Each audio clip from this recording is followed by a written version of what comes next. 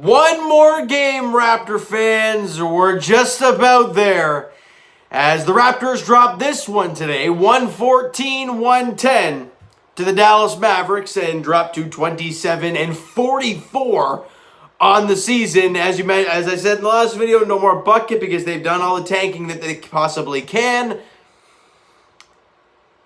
And the Toronto Raptors, they showed some bright spots today. Some of the younger players did some very good things today. We'll talk about that real shortly. But in the end, one more game. That's everybody's mindset right now, and it's an afternoon game on Sunday against the Indiana Pacers. But let's break this game down first and kind of see what we can dissect from this ball game today. First quarter, you're minus 5, 26-31, or 31-26. And not a good start. You're not getting the stops. You're minus 5. Second quarter, even worse, right? You score only 26 again, and you give up 35. They've scored a 66 spot in the first half. Not pretty at all. You're down double digits going into halftime. Not where you want to be. However, on the second night of a back-to-back, the Raptors come out in the second half, only playing 7 guys in the game today, or I think it was only 7 or 8 guys in the game today. And they go in the third quarter and they win it 31-26. You're plus 5. All right. Well, you're kind of grinding back, but this team has shown the ability to lose tight games late in ball games anyways. But they win the fourth quarter 27-22 and unfortunately lose by 4. But the ability to win the third and fourth quarter is promising for a lot of these young players the Raptors had in the lineup tonight. You have to take that positive from a game like this. If you don't, then you're just miserable, right? For me, I look, in a game like this, I look at Malachi Flynn, I look at Jalen Harris, and I'm like, wow. And I look at the way they play in the second half, I'm like, that's beautiful. That's what you want to see. Now, 3 keys to the game as always. Raptors were plus 2 in the glass. However, they were minus 7 on the offensive glass. Raptors shoot 49% from the field and only 34% from three-point range and only 76% from the free throw line. You got to get north 80. And Dallas shot 43% from the field, which is not great, but they shot 40% from three-point range. It was 90% from the free throw line. They did a good job getting there when they needed to. And the Raptors they were plus 18 points in the paint, so they did a great job going downhill and getting inside the paint and getting their buckets in there. Great job by the Raptors doing that. Now let's get to the players that played today and who did what. Khem Birch, as I mentioned, seems double figures all night usually. 13 points, 6 boards, and a dime for him. But he shot 5 of 12 and was 1 of 6 from three-point range. Your big man like that shooting 6 threes. Not really a big fan of that. He had 2 blocks in the game today. And Stanley Johnson, back-to-back double-doubles for the Stanimal, had 15 points, 10 boards today, but he shot 5 of 16 and was 2 of 6 from three-point range. And Freddie G, look at the road this guy has gone on, right? Got a 10-day contracts, then got a 2-year deal. Then today got his first start in the NBA. Now, obviously, it's a meaningless game and whatnot, but the damn guy deserved it. 4.7 boards for Freddie G. Had an assist as well. Shot 1 of 2 from the field and had a steal and a block. I swear, though, every single denial that Freddie G gets is an absolute gorgeous block. Right? It's not like a little dinky tip or anything. Like, he either gets it in his face or it's on the run like today, or he rejects some guy trying to throw it down on him. I mean, he has made some massive blocks and some very, very promising things for young Fred Gillespie moving forward. And in my opinion, the offseason plan for Freddie Gillespie is work on his offensive game. He seems okay defensively. He's a nice shot blocker on the inside. Let's get some offensive game into the guy. Have him get some sort of offensive flow because he looks a little off kilter on the offensive end. But if he goes into the offseason, puts in the work, who knows what can happen moving into next year. That's all I got to say about Freddie G, though. Great job by him.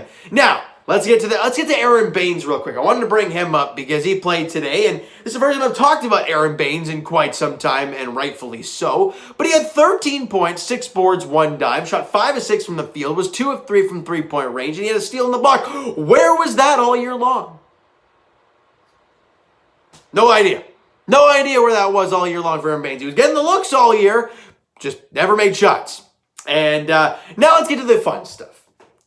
Let's get to the two young studs that the Raptors that drafted this past offseason. I said it was a very good draft for the Raptors because with Kyle Lowry leaving and Fred VanVleet taking over, and we thought Norman Powell was going to be around still, while Gary Trent's going to kind of take that reins over next season. You need some backup guards. You need some bench guards coming off the bench. And Malachi Flynn and Jalen Harris were the two draft picks this past year. And I said, I'm like, Malachi Flynn reminds me of Fred, and Jalen Harris can shoot. Those were kind of the ways I was perceiving these guys, and it's really weird how they look exactly like that this season. Jalen Harris, man, that guy can ball. 31 points, a career high, 2 boards, 4 dimes, shot 12 of 21 from the field, was 5 of 12 from three-point range. The confidence on that young kid shooting the ball is insane. Now, the work on the defensive end, you saw him get Doncic in the post and he kind of spun around. Look, those are things he's going to have to learn. And if you do learn and you become a good defender, on this team he will. Sky's the limit for that kid. I think he's going to be fantastic. And Malachi Flynn, he's just going out there and doing business. I mean, he takes a lot of great shots. I mentioned in the last video how he took a lot of stupid shots, a lot of tough shots in weird situations. But today, a much, much better game for Malachi Flynn. 26 points, 6 boards, 5 dimes for him in the game, 11 for 21 from the field, was 3 of 8 from 3, and he had 2 steals. The two guards today, Malachi Flynn and Jalen Harris, did work today. And as much as the Raptors lost by 4, and you're out of the playoffs, and you're 17 games under 500, it's an ugly year.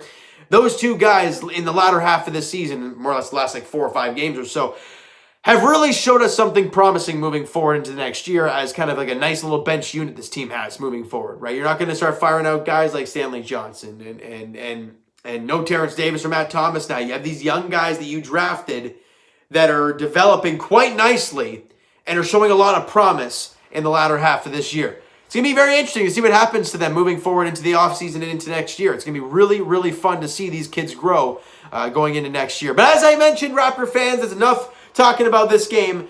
The final game of the season, Sunday afternoon, 1 p.m. at Amalie Arena, and then the Raptors are done in Tampa. Thank goodness. 1 game remains, Raptor fans. The Indiana Pacers at Amalie Arena, 1 p.m. on Sunday.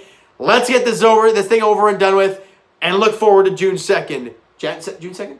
I think it's June 2nd is the NBA draft lottery. So that's where our focus will turn after Sunday afternoon's ball game against Indy. All right. So you know what, guys, that is going to do it for this one. If you enjoyed the video and enjoyed Malachi Flynn and Jalen Harris today, smack the like button. I do appreciate that. Hit the subscribe button if you guys have not done so already, guys. Comment down below your thoughts on the video, your thoughts on the game today. What are your thoughts on those two young kids? I want to get your guys' thoughts all in the comments below. Twitter's down below for myself. Follow, send me a DM to that great stuff. The Instagram link is down below, so follow up there if you have not done so already. And I will talk to you guys Leafs edition either Tuesday or Wednesday next week, previewing the Leafs and Habs round 1. That's going to be a lot of fun. Can't wait to talk to you guys then. And as for the Blue Jays, we'll talk to you guys tomorrow, game 2, the 3-game set against the Philadelphia Phillies. Looking to bounce back after tonight's really tough loss at TD Ballpark. Aaron Nola gets the ball for the Phillies, to be determined for the Blue Jays. They're tomorrow night, 7:37, first pitch there. And as for the Toronto Raptors, guys,